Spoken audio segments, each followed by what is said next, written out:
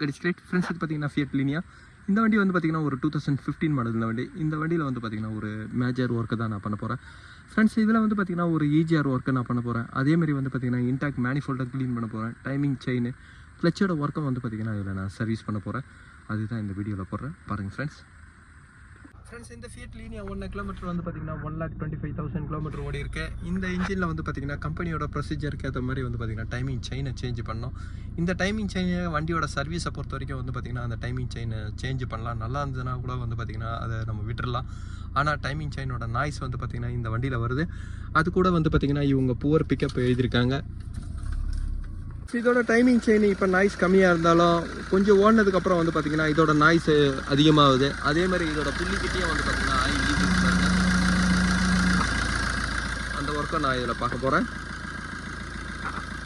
Friends. இந்த வண்டியில் வந்து பார்த்திங்கன்னா இன்னொரு கம்ப்ளைண்ட் இருக்குது. கிளச்சை வந்து பார்த்திங்கன்னா நீங்கள் ஃபுல்லாக மெரிச்சு போடும்போது இந்த கியரோட நாய்ஸ் வருது ஃப்ரெண்ட்ஸ். கிளச்சை உங்களுக்கு ஃபுல்லாக அப்ளை பண்ணி அதுக்கு ஒரு ஃபியூ செகண்ட்ஸ் நீங்கள் கொடுத்து அதுக்கப்புறம் ரிவர்ஸ் கியரை என்கேஜ் பண்ணும்போது வந்து பார்த்திங்கன்னா ஸ்மூத்தாக இருக்குது. ஆனால் ஸ்மூத்தாகவும் வந்து பார்த்திங்கன்னா ஒரு லைட்டாக ஒரு நாய்ஸ் வந்து தான் இதில் விழுது. அதனால் கிளச்சும் வந்து பார்த்திங்கன்னா இதில் ஆஃப் ஆகலை. கிளச்சை நீங்கள் ஃபுல்லாக பிரித்து கொஞ்சம் நேரம் கழிச்சதுக்கப்புறம் தான் வந்து பார்த்திங்கன்னா இந்த கியர் என்கேஜிங் கரெக்டாக இருக்குது. இதெல்லாம் பாருங்கள், இந்த சவுண்ட் வருது. இதுக்கு தான் கிளச்சை நான் வந்து சர்வீஸ் பண்ணுறேன் ஃப்ரெண்ட்ஸ். கீழே வந்து பார்த்திங்கன்னா ஒரு பிளேட் இருக்குது. இந்த பிளேட் வந்து பார்த்திங்கன்னா இன்ஜினோட அண்டர் சேஸில் வந்து பார்த்திங்கன்னா ஒரு கார்டாகவும் இருக்கும். அதே மாதிரி வந்து பார்த்திங்கன்னா இந்த பிளாஸ்டிக் ஒரு பெல்ட்டோட கார்டாகவும் இருக்கும். ஆனால் இதனால் சில நேரங்களில் வந்து பார்த்திங்கன்னா வண்டிலையும் கம்ப்ளைண்ட் வரும். அந்த கம்ப்ளைண்ட் என்னென்னா இங்கே பாருங்கள், ஒரு ஏசி ஓஸ் வந்து பாருங்கள் இதில் டச் ஆகி எப்படி ஆகிட்டுருக்கு. இன்னும் கொஞ்ச நாள் ஆயிடுச்சுன்னா இந்த ஏசி ஓஸ் வந்து பார்த்திங்கன்னா பஸ்ட் ஆகிடும். இந்த கம்ப்ளைண்ட் இதெல்லாம் வந்து பார்த்திங்கன்னா நீங்கள் கொஞ்சம் கேர் எடுத்து பார்க்கணும். ஏன்னா இது என்ன டச் ஆகுதா இல்லையான்னு. அந்த மாதிரி டச் ஆகும்போது வந்து பார்த்திங்கன்னா இந்த மாதிரி கம்ப்ளைண்ட்லாம் வரும். இப்போ இந்த கார்டை நான் ரிமூவ் பண்ணுறேன்.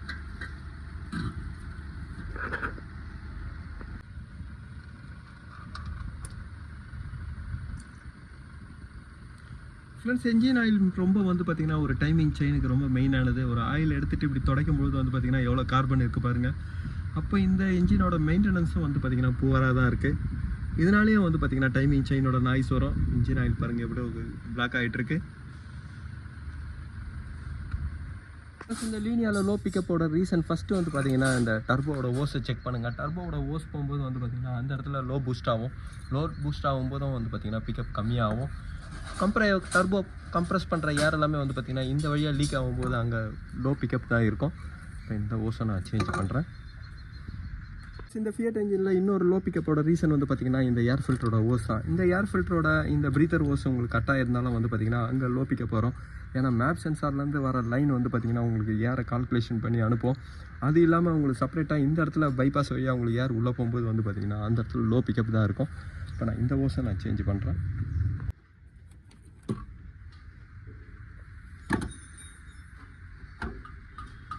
இந்த லீனியாவில் வந்து பார்த்திங்கன்னா லோயராம் புஷ் இப்போ தான் போயிட்டுருக்கு. இங்கே பாருங்கள், இந்த லோயராம் புஷ் போனதுனால தான் வந்து பார்த்திங்கன்னா ஒரு பள்ளமேட்டில் விடும்போது நாய்ஸும் வந்தது சஸ்பென்ஷனில். இதோட லோயராமும் வந்து பார்த்திங்கன்னா நான் சேஞ்ச் பண்ணுறேன் ஃப்ரெண்ட்ஸ். இந்த வண்டியோட ஸ்டேரிங் பால் ஜாயிண்ட்டும் போயிட்டுருக்கு. இதோட ப்ளே பாருங்கள்.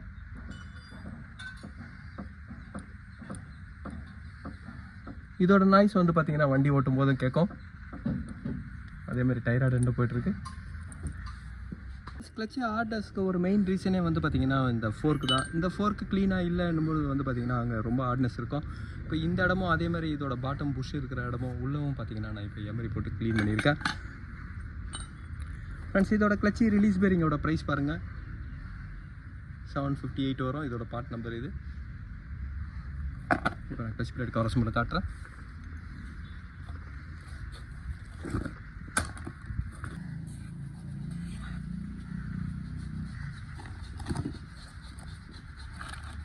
ஃப்ரெண்ட்ஸ், இதோட ப்ரைஸ் பாருங்கள், 3684 ரூபா வரும். இதிலே வந்து பார்த்திங்கன்னா ஃபியட் 1.3 போட்டிருக்கு.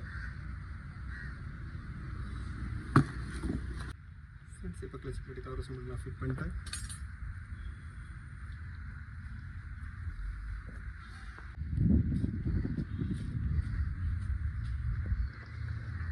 ஃப்ரெண்ட்ஸ், இந்த லீனியாவில் வந்து பார்த்திங்கன்னா சாக்கப்சரோட டாப் மவுண்ட் நாய்ஸ் வந்தது. இந்த சாக்கப்சரில் வந்து பார்த்திங்கன்னா கொஞ்சம் கூட லூப்ரிகேட்டிங் இல்லை, க்ரீஸ் சைடில் பாருங்கள்.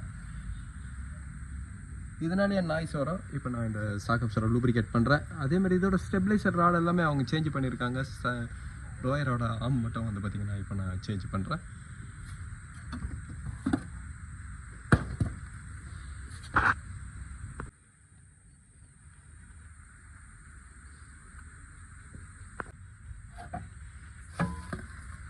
ஃப்ரெண்ட்ஸ் இந்த லோயர் ஆமோட ப்ரைஸ் பாருங்கள் 2700 வருது ஒன்று. இது ஆஃப்டர் மார்க்கெட்டு தான் இப்போ வாங்கியிருக்கேன். ஃப்ரெண்ட்ஸ் இதோட ஸ்டேரிங் பால் ஜாயிண்ட்டை வந்து பார்த்திங்கன்னா நான் சேஞ்ச் பண்ணுறேன். இதோட ஸ்டேரிங் பால் ஜாயிண்டோட ஈச்சோட ப்ரைஸ் பாருங்கள் 583 வருது.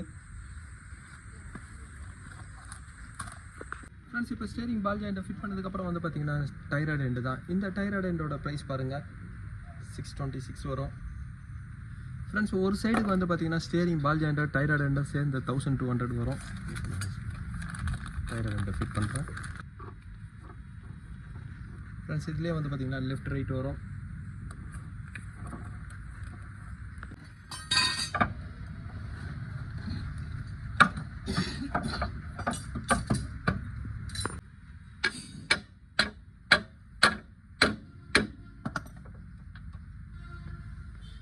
இந்த வண்டியில் வந்து பார்த்திங்கன்னா ஒரு ஹைட்ராலிக் பவர் ஸ்டேரிங் இருக்கிறதுனால பவர் ஸ்டேரிங்கோட பம்பையும் நீங்கள் ரிமூவ் பண்ணால் தான் இந்த டைமிங் செயினை வந்து நீங்கள் ரிமூவ் பண்ண முடியும். இப்போ பவர் ஸ்டேரிங் பம்பு இந்த ப்ராக்கெட்டோடு இருக்குது. நான் செட்டாக நான் ரிமூவ் பண்ணுறேன்.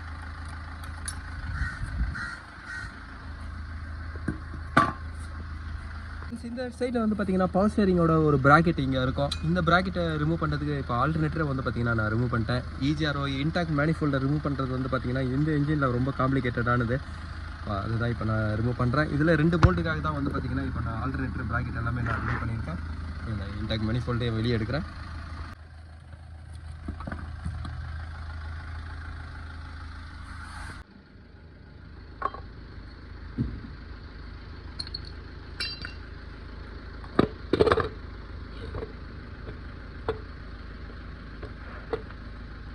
ஃப்ரெண்ட்ஸ் இப்போ இன்டாக்ட் மேனிஃபோல்டு எல்லாமே நான் இப்போ க்ளீன் பண்ணிட்டேன். அதேமாதிரி EGR PCBயோட வால்வ் எல்லாமே நான் வந்து பார்த்திங்கன்னா க்ளீன் பண்ணிட்டேன்.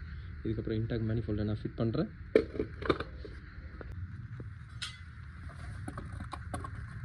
ஃப்ரெண்ட்ஸ் EGRல வந்து பார்த்திங்கன்னா இன் அவுட் 2 ஓஸையும் நான் சேஞ்ச் பண்ணுறேன். ஏன்னா இது பண்ணும்போது இந்த இடத்துல வந்து பார்த்திங்கன்னா ஒரு கூலண்ட் லீக் இருந்தது பாருங்கள். இதனால தான் 2 ஓஸும் வந்து பார்த்திங்கன்னா நான் சேஞ்ச் பண்ணுறேன்.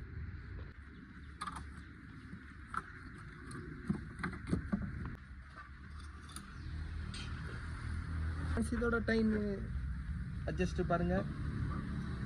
செயினோட அட்ஜஸ்ட் எவ்வளோ தூரம் போயிருக்கு. ஃப்ரெண்ட்ஸ் இப்போ டைமிங் செயினை நான் ரிமூவ் பண்ணுறேன். இதுலேயே வந்து பார்த்திங்கன்னா ஆயில் லீக் இருக்குது இந்த டைமிங் கேஸில்.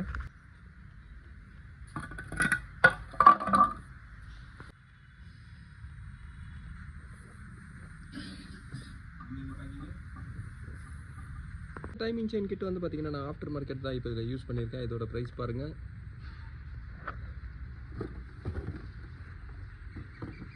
ஃப்ரெண்ட்ஸ் இந்த லீனியாவோட இந்த ஓஸ் தான் வந்து பார்த்திங்கன்னா கட்டாக இருந்தது. இப்போ நான் இதுக்கு வேறு ஓஸ் தான் வாங்கியிருக்கேன். நான் ஃபிட் பண்ணுறேன்.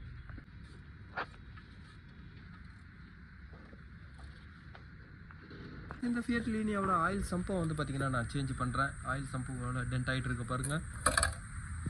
சம்போட ப்ரைஸ் வந்து பார்த்திங்கன்னா 800 வரும்.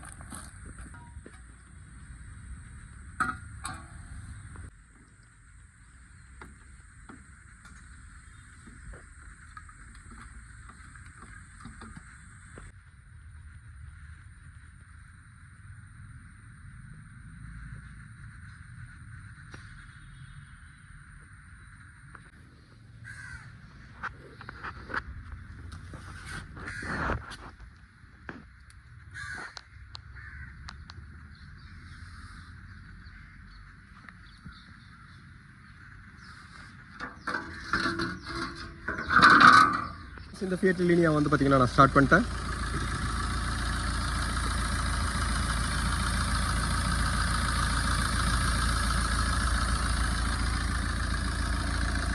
ஃப்ரெண்ட்ஸ் இந்த வண்டியில் வந்து பார்த்திங்கன்னா புவர் பிக்கப் கம்ப்ளைண்ட் இருந்தது. அந்த புவர் பிக்கப் வந்து பார்த்திங்கன்னா ரீசன் டர்போட ஓஸு, அந்த டர்போட இன்டர்கூலருக்கும் இன்ஜினுக்கும் வர இன்டாக்குக்கும் வர இந்த ஓஸ் வந்து பார்த்திங்கன்னா கட்டாக இருந்தது.